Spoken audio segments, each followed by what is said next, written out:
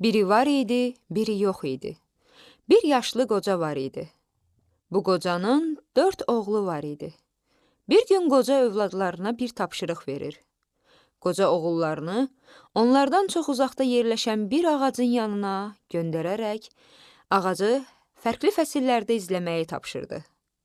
Oğullar isə gördüklərini atalarına danışmalı idilər.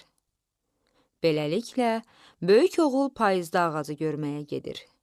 O ağacın yarpaqlarının saraldığını və çoxunun yerə töküldüyünü xəbər verdi. İkinci oğul isə ağacı qışda gördü. O ağacın tamamilə quruduğunu və eybəcər göründüyünü söylədi. Üçüncü oğul yazda ağacı gördü və o ağacın yaşıllığa büründüyünü, canlı göründüyünü dedi. Sonuncu oğul isə yayda ağacı görməyə getdi, ağacın meyvə verdiyini, rəngarəng olduğundan xəbər verdi. Qoca dedi: "Əziz övladlarım, siz müxtəlif fəsillərdə ağacın görünüşünü izlədiniz. Ağacın saralması, quruması, yaşıl olması və meyvə verməsi hər biri təbiətin bir mərhələsinin nəticəsidir. Eynilə, insanların da həyatı belədir.